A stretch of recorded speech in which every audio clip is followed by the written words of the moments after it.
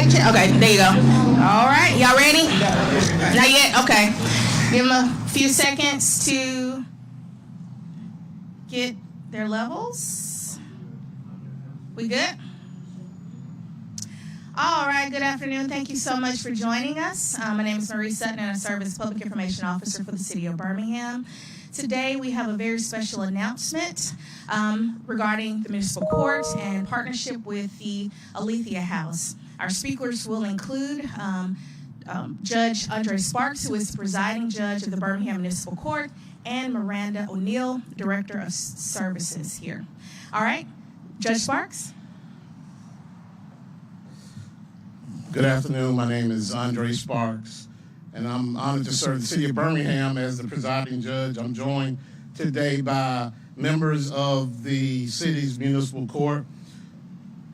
We have been fortunate in the last few days to receive notice of an award from the federal government for another round of grants from the federal government to help us in our efforts to help people who have substance use disorders. And I want to give you a little background on why we think this is significant enough to share with you today. And I need to give credit to the administration. Mayor Woodfin, and under his direction, has ordered his grants division to apply for any and all grants that are appropriate for the citizens of Birmingham and that can benefit us. And so this grant that we've received notice of falls in line with that directive. We first received a drug court grant in 2008. It was a 3-year grant for $350,000.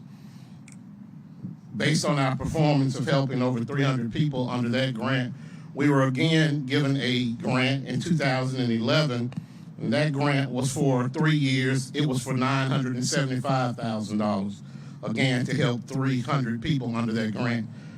We were again awarded that particular grant like that in 2014, and again in 2016. Both of those grants were for $975,000.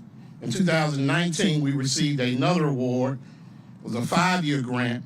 The total amount of that grant was $2 million. And we're in the last year of that grant this year. We applied for that grant to be refunded or funded again. And we received word last week that we had in fact been awarded that grant for another $2 million over 5 years. And in case your math is like mine, I had to sit down and get it. That amounts to over $7 million that the city of Birmingham has been awarded specifically for treatment of substance use disorders in and around the city. We can help our citizens and have been helping our citizens for the last 16 years. With this latest award, this grant cycle will take us to the year 2029 that we'll receive funding from the federal government to help our citizens who have alcohol and drug-related problems. This is a big deal because we've received this award in partnership with our colleagues from the Alethea House, and there are other treatment programs in the community that we deal with. But I am proud to say that the city of Birmingham is doing all it can to help our citizens deal with the war on drugs and how it's impacting our families and our friends each and every day.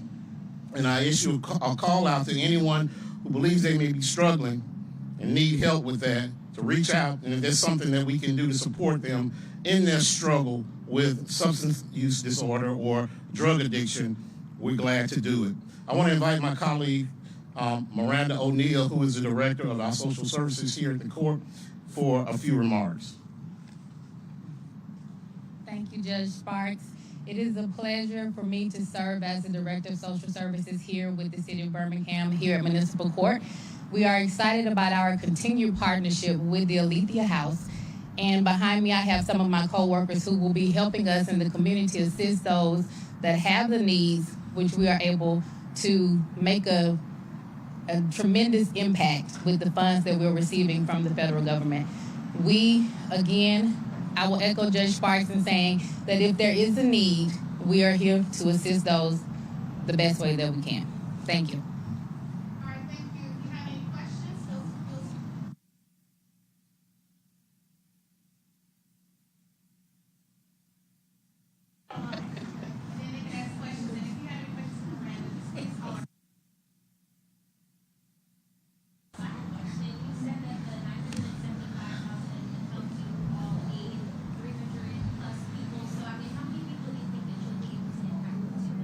Well, the breakdown of the $2 million grant is $400,000 annually for 5 years.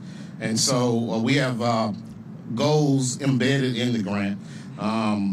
For example, the $900,000 that we got, we had to help at least 100 people a year under that grant. So that's where the 300 total comes from.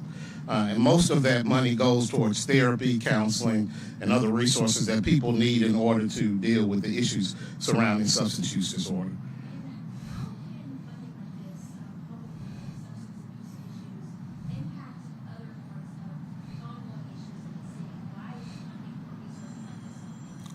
Well, it's kind of funny, and it's the tide that lifts all boats. When we help people who have substance use disorders, we help them get clean and stay clean. They become absolutely productive individuals in our community. They become good employees. They become good mothers and fathers and good children. And so every aspect of our community is made better when we take the time to stop and help people who have substance use disorders.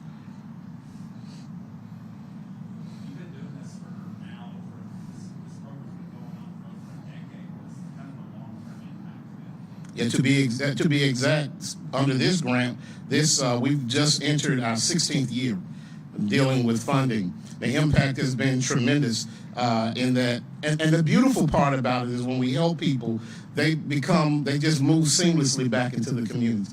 And so you don't know the individuals who you're working with who may have suffered from a substance use disorder. And one would say, well, why at a municipal court? And there's a misnomer that municipal courts only deal with minor things, and I've yet to find a minor drug addiction. When people have a drug addiction, the location of the place they get help should be irrelevant. And we've decided at the court that when people come here and they need help, we're going to do everything we can to support them.